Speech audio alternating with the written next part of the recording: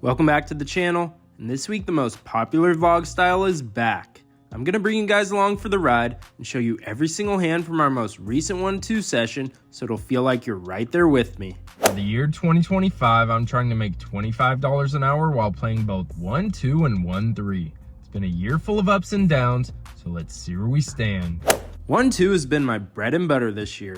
We've played a total of 60 hours and 55 minutes and profited $2,011 for an hourly win rate of $33.01.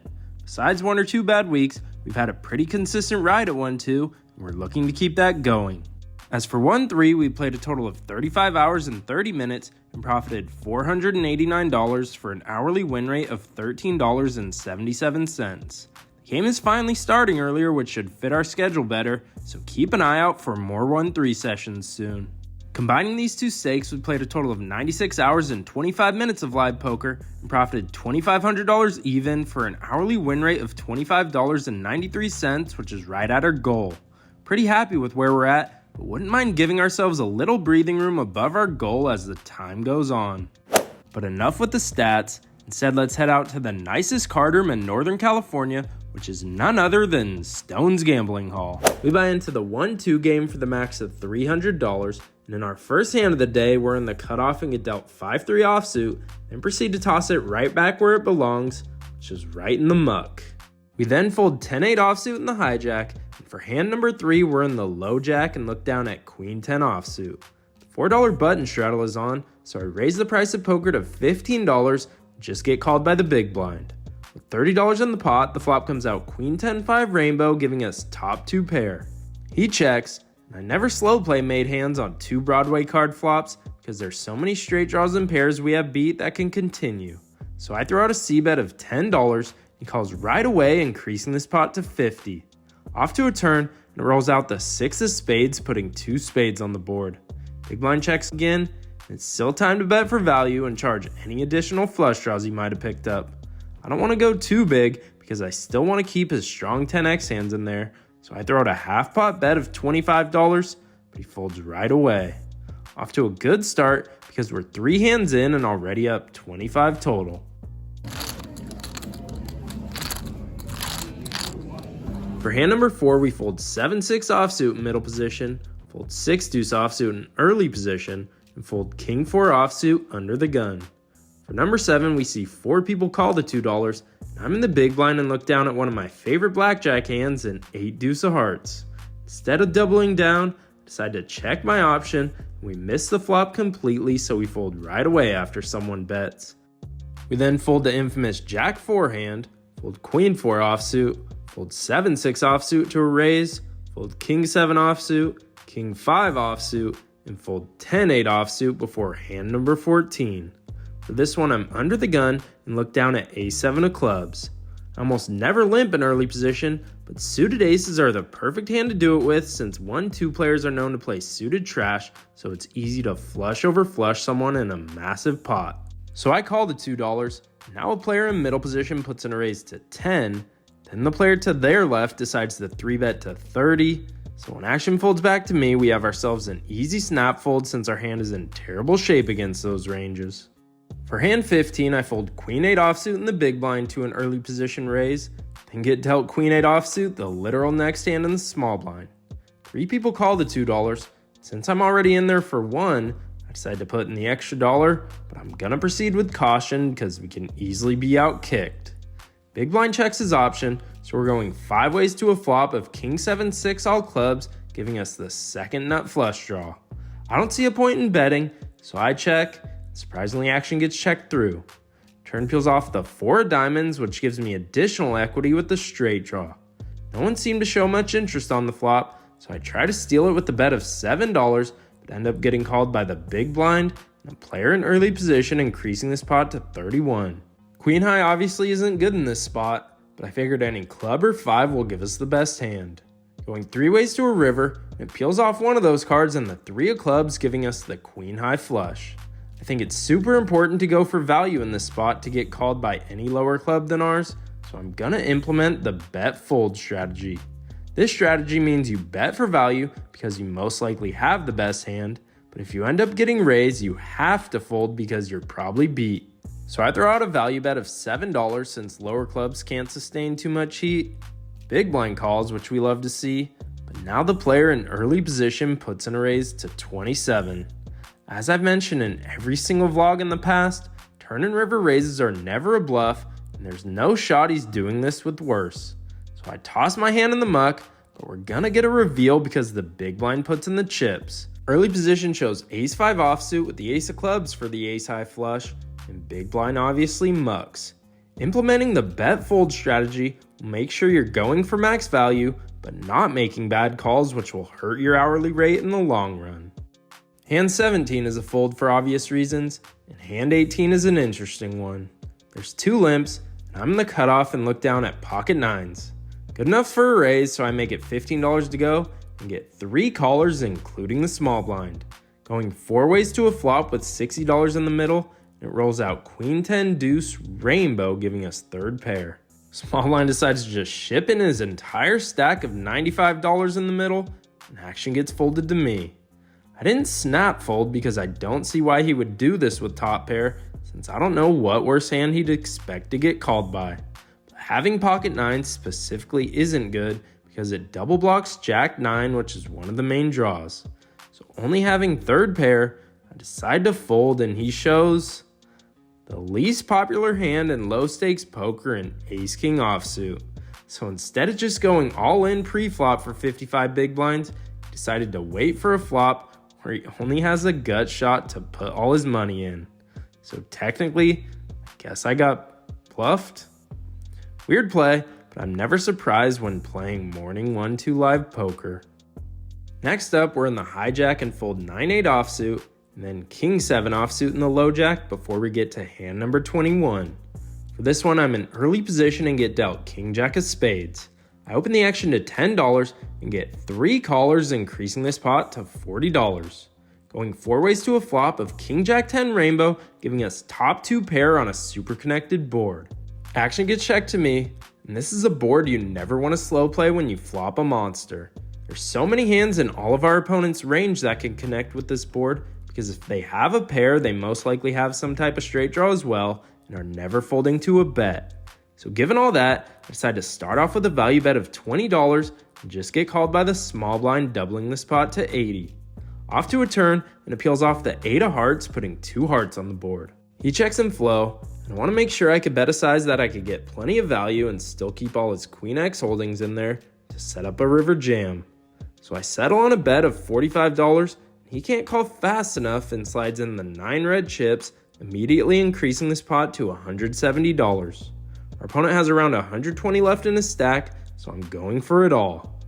River isn't the best in the 5 of hearts, bringing in a backdoor flush, but I'm not too worried about him having one because our opponent decides to check it over for a third time. With the amount left in his stack, there's only one move, which is all in.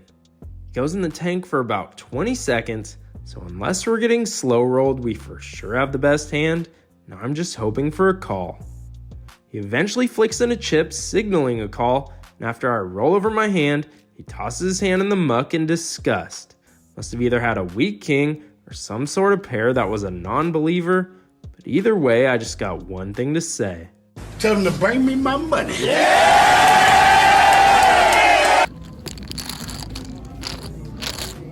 While we're stacking our chips, we fold out our favorite hand in blackjack, 8-3 offsuit, fold 49ers, and jack 3 offsuit before we get to hand number 25 of the day. In this one, there's 2 limps in early position, and I'm in the cutoff and look down at ace jack offsuit. I'm almost positive I'm ahead of all their ranges, so I raise the price of poker to $15 to get called by the small blind and player in early position. So with $45 in the pot, the flop comes out king 4 deuce rainbow, giving us just ace high, but this board crushes our range. Small blind decides to take the betting lead into their own hands and lead out for a pretty hefty bet of $25. Player in early position folds, and now action's on us. My read is simple. Our opponent has a king every day of the week and twice on Sunday given this line.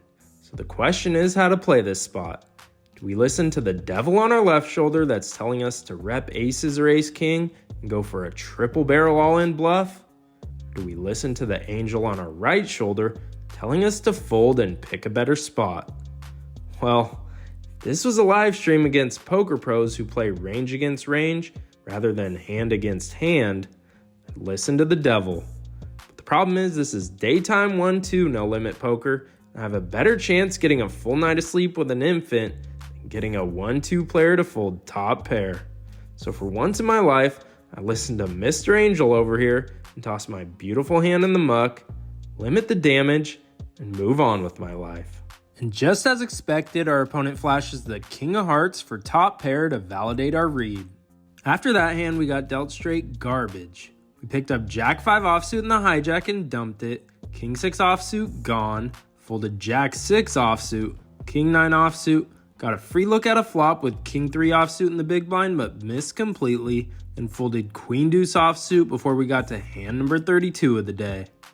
For this hand, there's one limp. Now a super tight player raises to $6 in early position, folds me on the button, and I look down at my least favorite Broadway hand in poker in King Jack offsuit. No matter what I do, it just seems impossible to win with this hand. Sometimes I use it as a 3-bet bluff since it has blockers to monster hands, but since the player who opened is tight, I decided to just call this time. Limper calls as well, so we're going 3 ways to a flop of 10-7-6 rainbow, giving us 2 overs and a backdoor straight draw. Surprisingly, action gets checked to me. I usually don't bluff 2 people unless the pot is bigger and ranges are more defined. So I decided to check it back and see a free turn. And glad I did, because the turn rolls out the Jack of Diamonds, giving us top pair second best kicker. Early position decides to lead out for $10. Now the original raiser does something I definitely wasn't expecting and now re-raises to $30.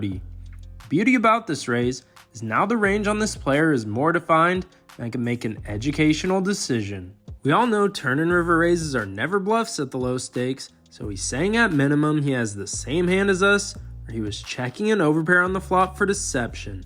I doubt he's ever doing this with Queen Jack, so we have an easy decision. Fold and limit the damage. Let's keep the camera rolling to see how it plays out.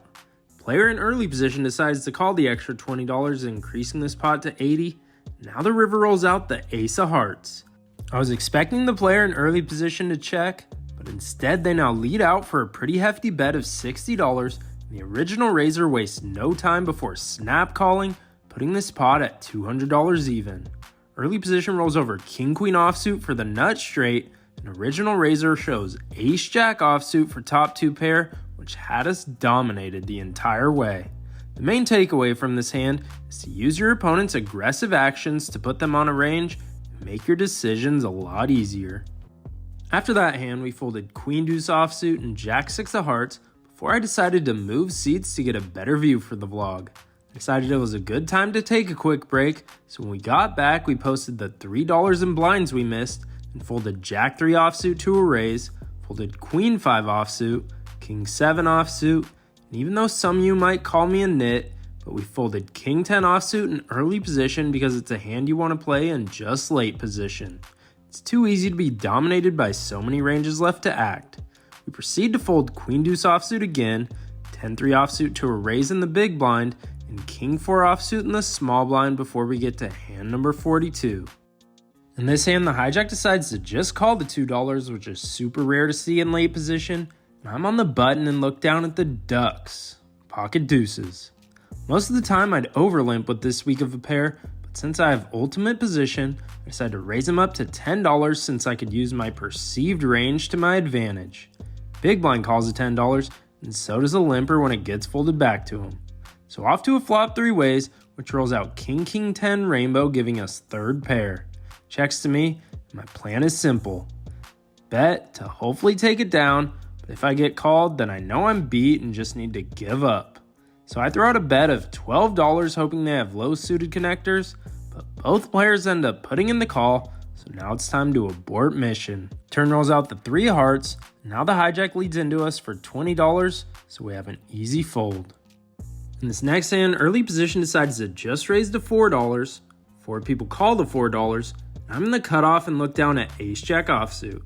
Earlier I talked about narrowing our opponent's ranges, and players who have big pairs in early position almost never min raise because it entices a lot of players to make a cheap call. So since I think the original raiser is weak, and 4 people just called the $4 instead of raise, I I think we have the best hand more often than not. So with a ton of dead money out there, I put in a big raise to $30 trying to either take the money down pre-flop or get 1 to 2 callers at most. Now the button decides to put in a 4 bet to $65 with only 60 behind. Everyone else folds, now action's on me. This specific opponent is never doing this with a hand like pocket 9s or pocket 10s, so they either have jacks through aces or ace king and nothing else. Against those hands I'm in horrible shape, so instead of trying to get lucky, I just toss my hand in the muck and get shown the ladies, pocket queens. Glad I folded, but looking back I wish I raised a little smaller to avoid losing so much pre-flop. At this point in the session, things just haven't been going our way since that king jack of spades hand. It's super easy to lose patience, open up your range, and splash around a lot more, but it's important to remember that favorable spots will always come in the future. Even after being card dead and losing a ton of small pots, we gotta look at the positives because we made some good folds and we're up $105 on the day. Just gotta keep a strong mindset and stay ready. After our attempt at a subpar motivational Rocky speech, we then fold 9 deuce offsuit and 10-9 offsuit before hand number 46. For this one, I'm in middle position and look down at jack 10 offsuit. This is the bottom of my opening range in this position, so I make it $10 to go and get 2 callers, increasing this pot to $30. Off to a flop 3 ways of 10-8-6 rainbow, giving us top pair decent kicker on a pretty connected board. I start off with a value bet of $15 and just get called by the small blind, doubling this pot to $60. Off to a turn and it peels off the 4 hearts, putting 2 hearts on the board. Small blind checks in flow, and now we have a decision. Check for pot control or bet for value. I think on this specific board, there's a ton of draws to charge, so I decide to still bet for value and throw out a bet of $25. Small blind snap calls, so they either have a draw or a 10 that might have us out kicked. Looking to avoid any 7, 9, or heart, and luckily we do when the river peels off the deuce of clubs, which shouldn't change anything. Small blind checks again, and at this point I don't think there's any merit to betting because it'll be hard to get called by worse. So I check it back, and the small blind rolls over jack 9 of diamonds for the missed open ender, and we scoop in a decent little pot to get us back on track. We follow that hand up by folding 10-7 offsuit, and for hand number 48, we're under the gun and look down at the Cowboys, pocket kings. I open the action to $10, and just get called by the button. Going heads up to a flop of queen 6 deuce all diamonds, giving us the overpair and a king high flush draw. Pretty good flop, so I start off with a value bet of $10 and quickly puts in the call. Off to a turn which peels off the jack of hearts, making this board a lot more connected. I think a value bet is still in order, so I keep the aggression and throw out a bet of $15, which I absolutely hated the sizing of. I should be going around $25 to $30 to get value from any queen and charge all the hands that include the ace of diamonds. Our opponent calls the $15, increasing this pot to $70. The river shouldn't change anything with the 4 of hearts. I like my decision here to keep going for value because if he had us beat, he would have put in a raise by now, so I settle on a value bet of $25, but our opponent snap folds. I think a queen was calling for that sizing, or at least would have thought longer, so he must have had the ace of diamonds in his hand. Next hand up, there's 4 limps to me, and I'm in the big blind and look down at ace 10 of spades. I think I have the best hand, so I make it $17 to go, but everyone folds and we scoop in the dead money.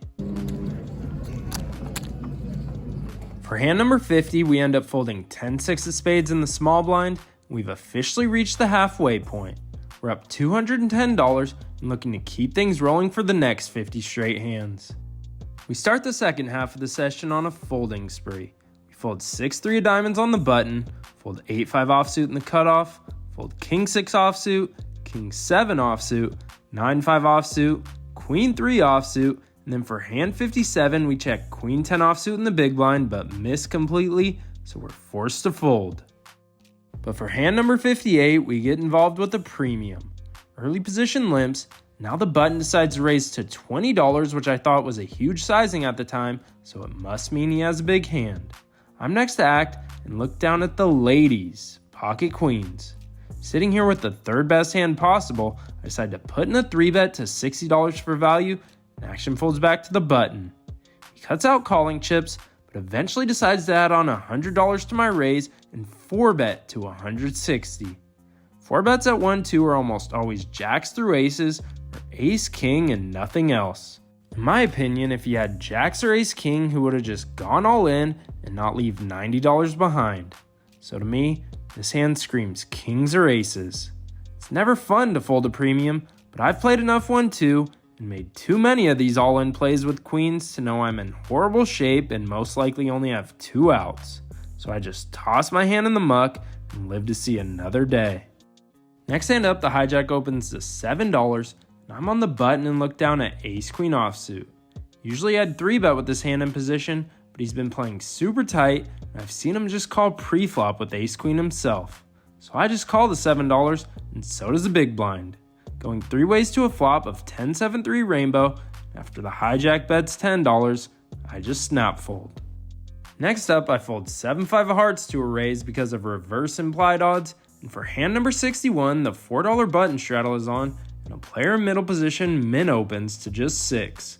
Folds me in the hijack, and I look down at jack 9 of spades. Min raises are usually weak, and I have position, so I make it $20 to go, and surprisingly only get cold called by the button. So going heads up to a flop of ace-10 deuce rainbow, giving us a whole lot of nothing. But whenever I'm the pre-flop raiser, and I miss completely but an ace is on the board, I usually implement the one and done c-bet to try and take down the pot. So I throw out a bet of $15, but our opponent snap calls. Turn is a blank, and I decide to give up and check since he most likely has an ace himself after cold calling our 3-bet. So I check, he bets $25, so we abort mission.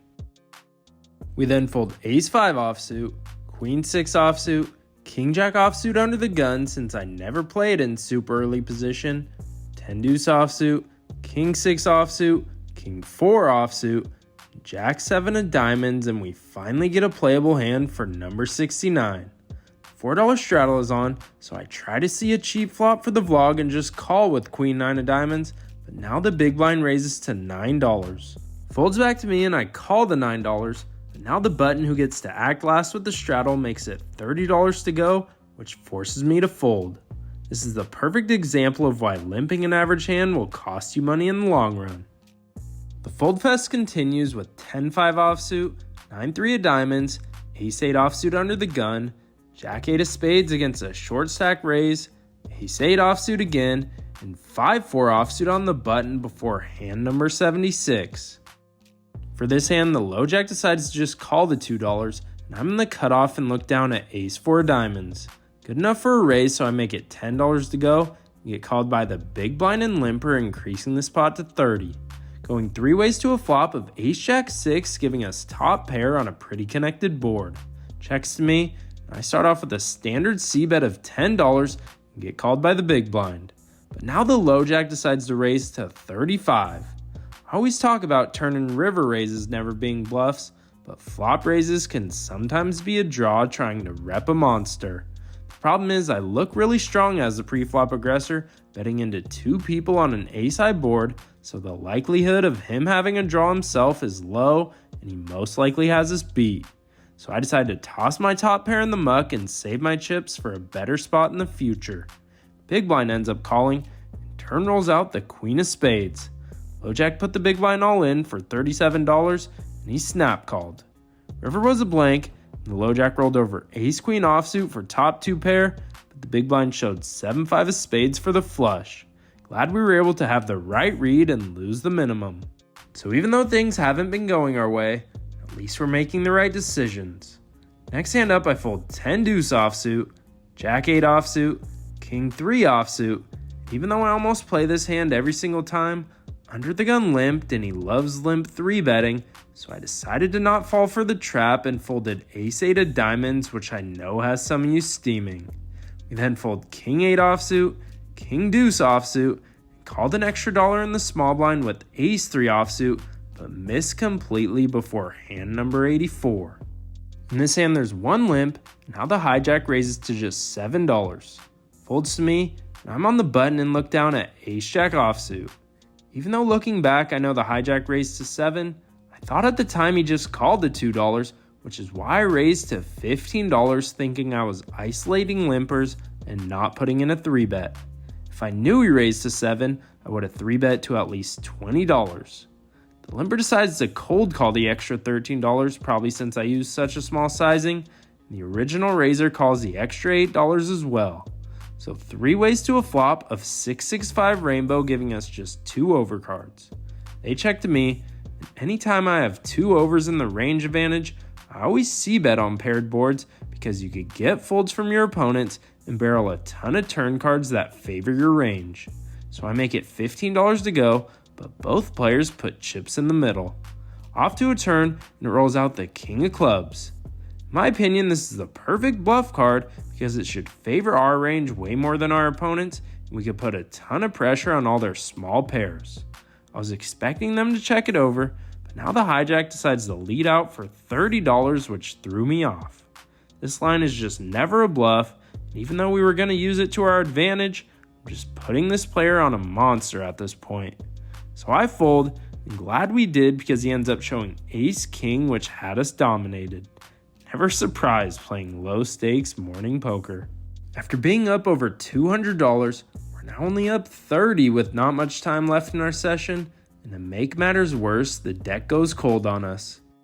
We fold 9 deuce offsuit, queen 3 offsuit, 10 deuce offsuit, king 4 hearts, 10 5 offsuit, and fold queen 10 offsuit under the gun for similar reasons to doing so with king jack earlier. Fold jack 9 offsuit in the big blind to a raise, fold king 9 offsuit, and queen 4 offsuit on the button before hand number 94. For this hand, early position decides the limp, and now the hijack raises to $12. I'm next to act and look down at the best hand in poker, which is none other than pocket aces. With only 6 hands left in our session, it's time to win a big pot with aces and ride off in the sunset. So I put in a 3-bet to $30, but now the big blind decides to cold call the 30, which also brings along the original raiser for $18 more. So before we even see a flop, the pot is already sitting at $90. Going 3 ways to a flop of king 5 rainbow, giving us the overpair. Action checks to me, and since this is a 3-bet pot and stacks aren't too big, I decide to check it back for deception and allow our opponents to catch up.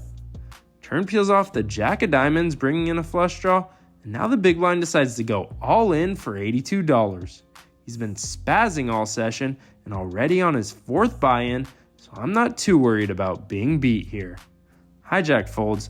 I didn't disguise my hand to fold for only $82 more, so I put in the chips, increasing this pot to $255. I turn over my hand like I always do when I'm all in. He does the same, showing king queen offsuit for flop trips. Son of a bitch! We unfortunately couldn't hit the miracle 2 outer, and we're officially stuck on the day now. To make matters worse, we only had 6 hands left to try and make up the deficit, but after getting dealt 5 deuce offsuit, 9 7 offsuit, king 8 of hearts, 5 4 offsuit back-to-back hands, and 4 deuce offsuit for hand number 100, we have to end our day on a disgusting note. What seemed like a dream session turned out to be a nightmare, so nothing to do than just get to the outro. We started off great, but then couldn't get anything going after being up over $200. In for the original $300, now for $215 for an $85 loss. Just glad the month from hell has finally come to an end. As for this week in poker, this was the only session we were able to play this week, so we played 100 hands, which took up 2 hours and 45 minutes, and we lost a total of $85 for an hourly win rate of negative $30.91. Even though it wasn't the worst loss, it just defined our month from hell. As for the month of May, we played a total of 15 hours and 5 minutes, and within that short time span managed to lose $958 for an hourly win rate of negative $63.51. Pretty hard to do while only playing 1-2 and not even making many bad plays. That's poker for you. If we factor in today's session, we played a total of 63 hours and 40 minutes of 1-2 and profited $1,926 for an hourly win rate of $30.25. Still pretty content with this number, but but needed to start trending upwards. Our 1-3 stats are still the same. We've played a total of 35 hours and 30 minutes and profited $489 for an hourly win rate of $13.77. Like I said earlier, I'm going to try and mix in some more 1-3. Since it's matched the stack, I know for a fact these numbers are going to shift drastically one way or another, hopefully in the positive.